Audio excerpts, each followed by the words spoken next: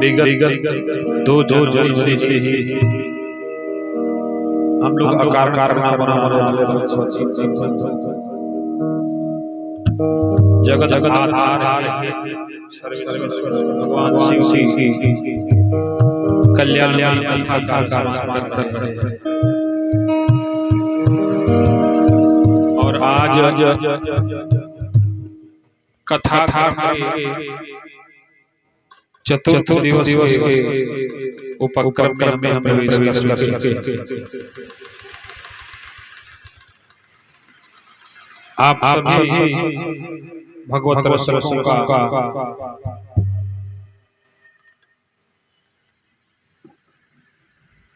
अपार और सामंजस्य देख मिल रहा है, जो आप शांतिपूर्वक आकर कथा श्रवण कर रहे हैं। खुद भी आनंदित हो रहे हैं और हम भगवत पास वितरित कर रहे हैं। आए एक बार हम सब प्रिय जयकारा लगाएं। तदुपरांत 2 मिनट भगवत नाम संकीर्तन, फिर आगे सत्संग में प्रवेश। बोलिए सच्चिदानंद भगवान की जय।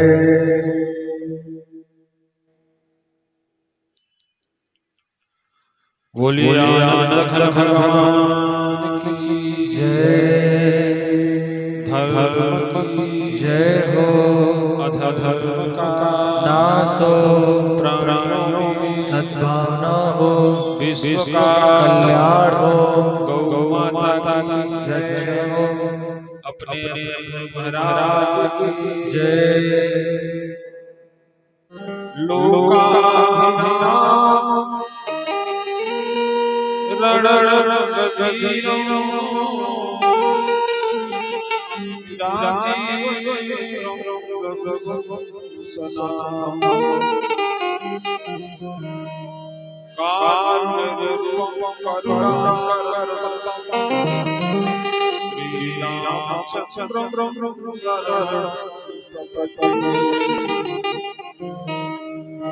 नीच सब तर गए, संत शरण में जा, जो मुरारी बने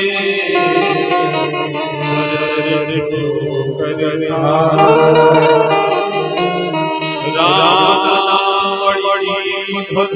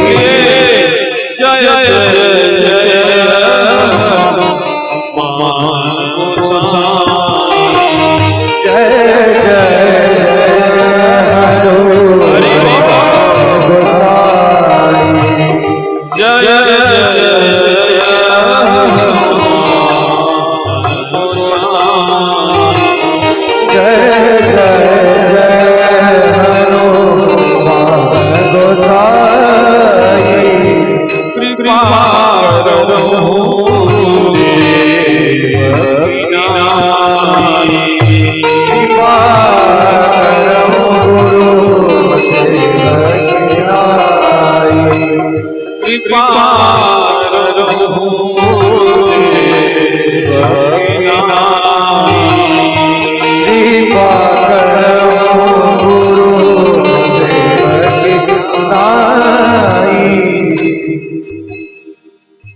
सच्चिदानंद भगवान जय। आप सभी भगवत रसिकों को कोटि प्रणति। देखिए हमारे शरीर में जितने अंग हैं, अब तमाम कल्पनाओं को मिला कोई संयंत्र बनता है। तो ठीक वैसे ही हमारे शरीर के अनेक भाग हैं और सारे भाग जब सम्मिलित होते हैं तब जाके एक शरीर का निर्माण होता है। और जब शरीर का निर्माण होता है तो उसमें जो संयंत्र लगे रहते हैं, संयंत्रों के प्रभाव से, उन संयंत्रों के प्रभाव से विचार आता है। पर उन संयंत्रों का प्रभाव कब होता है? जब उन संयंत्रों को गवर्न करने वाला स्टार्ट करता है। जैसे गाड़ी है, अब गाड़ी चाहे 5 लाख की हो या 25 लाख, संयंत्र तो उसमें सभी है ना, हेडलाइट भी है, स्टीयरिंग भी है, ब्रेक भी है, क्लच भी है। पर जब तक कोई ड्राइवर गाड़ी पर बैठेगा नहीं, गाड़ी का चाबी का स्विच ऑन करेगा नहीं, एक्सीलेटर दबाएगा नहीं, फ्यूल इंजन में जाएगा नहीं, गियर लगाएगा नहीं तो गाड़ी आगे बढ़ेगी नहीं, आगे बढ़ रही है ब्रेक लगाएगा नहीं तो गाड़ी रुकेगी नहीं। तो ठीक वैसे ही इस हमारे शरीर को भी गवर्न करता है। कौन गवर्न करता है? मन। और मन बहुत अच्छा ड्राइवर है और बहुत खराब। अगर डोज न दिया जाए तो स्वतंत्र हो जाता है, इसलिए इसको साधना पड़ता है। तो जो समझदार लोग होते हैं जब कभी अपनी गाड़ी ड्राइवर को दे के भेजते हैं ना तो मीटर देखते हैं। क्या देखते हैं? कितना चली। और उनको पता है गाड़ी बताई दे रही है, तो सेंसर वाली गाड़ियां हैं कि गाड़ी में कितना तेल है। तो अब मीटर से और तेल का मिलान करेंगे, पता है कि गाड़ी प्रति किलोमीटर कितना तेल खाएगी, एवरेज निकल जाएगा। अब आप विचार कीजिए कि आपको भी गाड़ी मिली है और आपकी भी गाड़ी में श्वास भी तेल भरा गया है, ड्राइवर मन बैठा हुआ है, परमात्मा ने गाड़ी सौंप दिया और आप यात्री हो। अगर मान लीजिए आप गाड़ी भले ड्राइव कर रहे हैं, ड्राइवर के बगल में बैठे हैं, तो आपकी जिम्मेवारी बनती है कि नहीं कि ड्राइवर अगर सो रहा है तो जगाएं। क्योंकि गलती करेगा ड्राइवर। गलती कौन करेगा? ड्राइवर। आंख लगेगी ड्राइवर की और हमेशा के लिए बैठने वाले सभी सो जाएंगे। तो गलती करेगा मन, अंधी हो जाएगी आंखें, बहरा हो जाएगा कान, गूंगी हो जाएगी वाणी, शरीर के रोम रोम स्पर्श को महसूस नहीं करेंगे। बॉडी का कोई भी अंग मूवमेंट में कब आएगा? जब मन उनको गवर्न करेगा। और अगर मान लीजिए मालिक बैठा हुआ है ड्राइवर की बगल वाली सीट पर, तो ड्राइवर को कौन गवर्न करेगा? मालिक। अब आप विचार कीजिए कि मन आपका है तो मन को आप गवर्न कर रहे हैं कि आपका मन आपको अपने हिसाब से ले जा रहा है। विचार करिए, आपका मन अपने हिसाब से चल रहा है, आप मन के हिसाब से चल रहे हैं कि आप जैसे चाह रहे हैं मन वैसे ले चल रहा है गाड़ी को। अगर आप जैसे चाह रहे हैं मन वैसे ले चल रहा है तो आप निश्चित हो जाएंगे, फिर आप सही रास्ते पर जा रहे हैं और आपको आपका लक्ष्य प्राप्त होगा। पर अगर ड्राइवर आपकी सुन नहीं रहा, अपने मन की चला रहा है, तो समझो दुर्घटना होगी, आप अपने लक्ष्य तक, अपने गंतव्य तक नहीं पहुंच सकते। इसलिए जो सचेत लोग होते हैं, जागृत लोग होते हैं, चेतन लोग होते हैं, जागरूक लोग होते हैं, लिमिट में रफ्तार का ज्यादा मत चलाओ, ब्रेकर आ गया, ज्यादा स्पीड मत ब्रेक लेके चलाओ। अब ऐसे जब निगहबानी करते हैं तो ड्राइवर समझ जाता है कि हम थोड़ी गलती करेंगे तो पकड़ में आ जाएगा। तो थोड़ी गलती को ध्यान देने से एक बड़ी समस्या को रोका जा सकता है, छोटी छोटी लापरवाहियों को ध्यान दे करके एक बड़ी समस्या को हल किया जा सकता है। अब देखिए, आंख देख रही है, आंख खुली है और मन साथ छोड़ दिया आंख का, मन कुछ और देखने लगा। तो आंख के सामने 100 लोग भी बैठे रहेंगे तो आंख को दिखाई नहीं देगा, क्योंकि आंख तो खुली है ना। आंख खुली है, आंख खुली है, पुतली सामने है, पर दिखाई क्यों नहीं दे रही? क्योंकि आंख का तो काम है देखना। अरे भैया, यहाँ सब काम चोर है, मालिक जब तक नहीं आता कोई कर्मचारी काम नहीं करता है। तो मालिक कौन है? मन है। मन जब आंख को आदेशित करता है ये देखना है, तब वो देखने लगती है। मन न साथ हो तो आंख खुली रहेगी पर दिखाई नहीं देगा, आंख होगा पर नहीं दिखाई देगा। कान तो है ना, हम यहाँ लाउड स्पीकर से बोल रहे हैं, पर मन साथ नहीं है तो हमारी बातें सुनाई नहीं दे पा रही है। और यहाँ इतनी शोर में भी वो बातें सुनाई दे रही होगी मन जिसको पकड़ के बैठा है। इतनी व्यवस्था करने के बाद भी हमारी बातें उन कानों तक नहीं पहुंचती होगी जो यहाँ हैं। पर उतना दूर बैठने के बाद भी मन उन बातों को जिनको पकड़ के बैठा है वो अब तक गूंज रही होगी। बोलिए सही की गलती? तो कौन सुन रहा है? कान सुन रहा है, पर कब कान को सुनाई देगा? जब कान के साथ मन रहेगा। हम बोल रहे हैं, बोलना कुछ और चाह रहे हैं, निकल कुछ और रहा है। कब? क्योंकि मन वाणी के साथ नहीं है। मन जिस शब्द को पकड़ के बैठा है वही निकलेगा। हम चाहे 10 भोंपू आपके कान के सामने बांध के बैठ जाए और आपसे कहें 5 बार बोले तो बोलो सीताराम चरण रति मोरे। तो कहने का आशय क्या है कि जब तक पूरे मनोयोग के साथ किसी भी कार्य को करेंगे नहीं तब तक सफलता मिलेगी नहीं।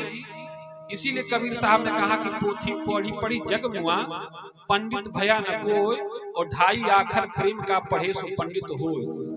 आप इसको पढ़ते हो क्यों? प्रेम को प्रकट करने के लिए, पर प्रेम तक पहुंचते नहीं, इसको पकड़ के यही रह जाते हैं। इसको पकड़ के यही रह जाते हो। आप पथिक हो, रास्ता नहीं हो। रास्ता चलने के लिए है, रास्ता बैठने के लिए नहीं है। और आप क्या करते हैं? उस रास्ते पर बैठ जाते हो। अब यहाँ से आपको जहाँ जाना है वहां जाने वाले रास्ते पर बैठ जाओगे तो अपने मंजिल तक पहुंचोगे कि चलते रहोगे तब पहुंचोगे? चलते रहेंगे। किसी साधक ने क्या गाया है कि यूं ही कट जाएगा सफर साथ चलने से, कि मंजिल आएगी नजर साथ चलने से। यूं ही कट जाएगा सफर साथ चलने से, कि मंजिल आएगी नजर साथ चलने से। यूं ही कट जाएगा सफर साथ चलने से, कि मंजिल आएगी नजर साथ चलने से। आपको आपका लक्ष्य तब मिलेगा जब आप हमारे साथ चलोगे। अच्छा, सुर कहीं और जाए, ताल कहीं और, झाल कहीं और, तो जहां जाना वहां पहुंच पाएगा? यूं ही कट जाएगा सफर साथ चलने से, कि मंजिल आएगी नजर साथ चलने से। नहीं, पत्नी किसी और रास्ते चले, पति किसी और रास्ते, कटेगा जिंदगी। यूं ही कट जाएगा सफर साथ चलने से, कि मंजिल आएगी नजर साथ चलने से। सफर साथ चलने से, कि मंजिल आएगी नजर साथ चलने से। अब एक साथ बाप बेटे के साथ नहीं रहना चाहता, भाई भाई के साथ नहीं रहना चाहता, सब अपने अपने रास्ते, अपने अपने रास्ते। और जाना किसी भी रास्ते से जाओ पहुंचोगे वहीं, पर साथ देने वाला कोई हो तो रास्ता कट जाता है, पता ही नहीं चलता। इसलिए यूं ही कट जाएगा सफर साथ चलने से, कि मंजिल आएगी नजर साथ चलने से। जिसके साथ चलोगे वो सहारा देगा। अभी आप संसार के लिए चल रहे हो तो संसार से सहारे की उम्मीद लगाए हो, पर जब सरकार के लिए चलोगे तो वो बांह पकड़ लेगा। यूं ही कट जाएगा सफर साथ चलने से, कि मंजिल आएगी नजर साथ चलने से। अब गुरु बताए कुछ और चेला करे कुछ और, कटेगा? यूं ही कट जाएगा सफर साथ चलने से, कि मंजिल आएगी नजर साथ चलने से। पर साथ कब मिलेगा? अच्छा, किसी भी व्यक्ति को साथ देने वाला साथ तभी देता है जब कुछ अपनी भी सुना जाए और कुछ उसकी भी सुना जाए। अब केवल अपना ही सुनाते रहोगे तो भाग जाएगा साथ देने वाला, क्योंकि तनक हम भी अधूरे, तनक तुम भी अधूरे, पूरे तो हम भी नहीं और पूरे आप भी नहीं हैं, पर हम और आप दोनों मिल जाएं तो देखो ये भी अधूरा है और ये भी अधूरा है, पर दोनों मिल जाए तो न स्त्री के बिना पति पूरा है, न पति के बिना स्त्री पूरी है, न भक्त के बिना भगवान पूरा है, न भगवान के बिना भक्त पूरा है। दोनों साथ जब चले तो लक्ष्य आसान हो जाता है। पर साथ कैसे चलेंगे? जब रास्ता एक हो तब ना। पर रास्ता वैसा हो जैसा मनोज बाबा कहते हैं कि गुरु शिष्य बधिर अंध का लेखा, और एक न सुनाई एक नहीं देखा तो कैसे कटेगा? गुरु जी कुछ कहें और चेला जी करें कुछ और। अब गुरु शिष्य बधिर अंध का लेखा, एक क्या है? बहरा है और एक अंधा। गुरु जी अंधे हैं, उनको दिखाई नहीं दे रहा कि चेला क्या कर रहा है, और चेला जी हो गए बहरे, उनको सुनाइए नहीं देता, गुरु बोलते रहे।